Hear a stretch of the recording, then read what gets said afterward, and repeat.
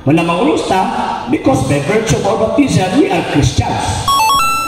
Atong gipalayan ang atong timaan kanang mga Muslim, kanang mga pagano, dili man sila mangulos because they are not Christians. Ambot kaning uban na nagpayag sa di mangulos.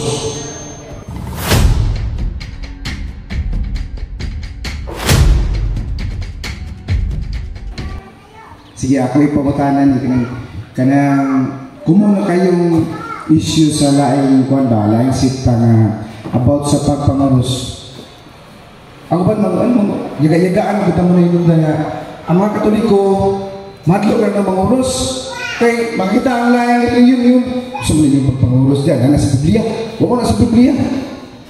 Wala na ang Katoliko manguros, ginagmay lang, ginagko, ginagmay, maulaw ba? Naay ko, naay, awag ining wholesale o retail. Naay wholesale, retail, anak yun tayo wholesale. Yan, mga atiyog simbahan, maguros ko sila.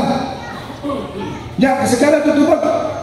Kay, ang mahadlo kong yawa. So ito, pag matupag simbahan, so ito pa, yawa lang ng simbahan. So, yan na, sa ito, ipaniwanay siya. Sige. Thank you kayo sa pangutana. Ato sa pagkatubagon, ngano ang Katoliko manguros? Na ay 5 kay hinungdan, ngano ang Katoliko manguros? Number 1, tungod kay kita Kristiyanos. According sa dictionary, cross is a symbol of Christianity. Wala manguros ta because by virtue of our baptism we are Christians. Atong gipalayan ang atong timaan kanang mga Muslim, kanang mga pagano, dili man sila manguros because they are not Christians. Ambot na yung uban na nagpayag sa di manguros. Ambot ang sila. Pero nga hindi ka manguros kay they are not Christians. Kita manguros ta tungkol kay kita mga Kristiyanos. Number 2, na reason. Nga kitang mga Katoliko manguros man. Tungkol kay ang atong kalag, ang tag-iya ni ini mao ang Kristo na gilansang sa krus. Kita mo ang baka nga na itag-iya na ay marka. Diba? Ano sa mga ritual ba, diba? Kanang baka na itag-iya na ano marka, tatakan na sa markas tag-iya. Kita, gitatakan ka sa markas tag-iya diha sa atong bautismo. Diba sa itong bunyag?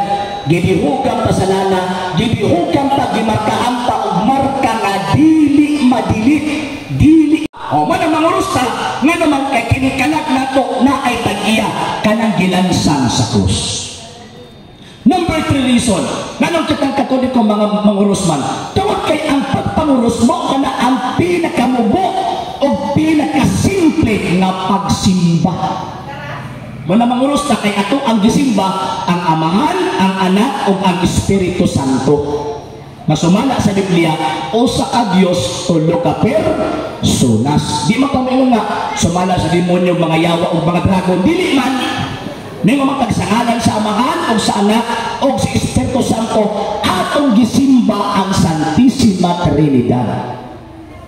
Ikaapat, pagpadayag sa atong pagtuong Katoliko. Pagmanguros garita ang atong gihok na pagtuo, pagtuong Katoliko na nagtuo sa usalaman ka Diyos tulo ka personas. Lastly, nga nang manguros ta, pagpangabog sa yawa. Katong ingon ni mo sir nga, dili ba ako rin nasugat na sa pangapangutana sa klasay. Ni pangutana ko na sa membro ni Soriano. Mr. Seno, ingon pa nimo ang pagpanguros, pagpangabog sa yawa. Sumala pa niya.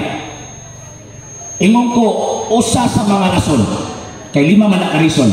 Usa na sa reason. Pagpangabog sa yawa.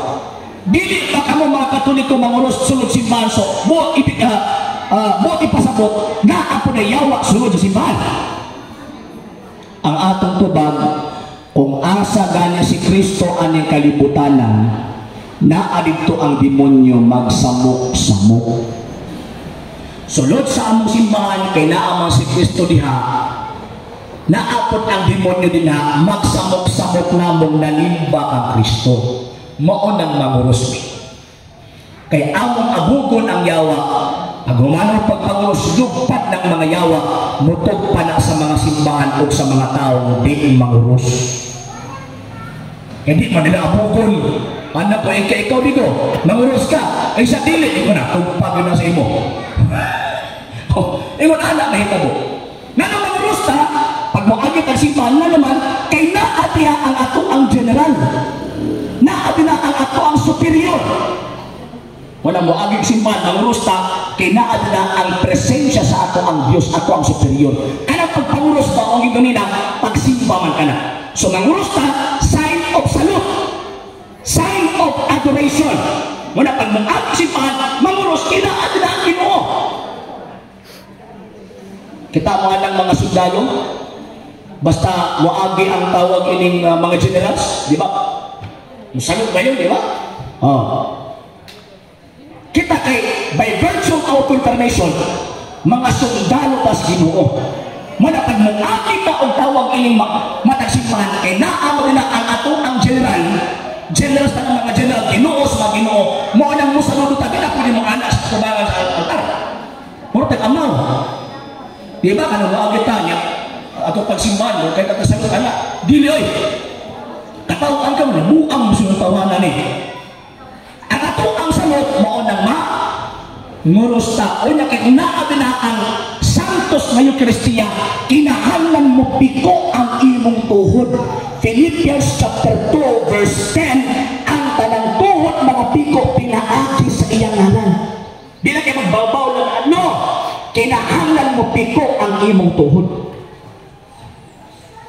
Sir, di na makapiko na sir, kinahanglan ko arthritis. Accepted na.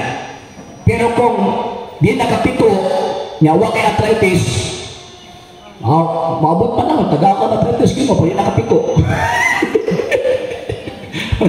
Sige, bitaw. Next question mga sir.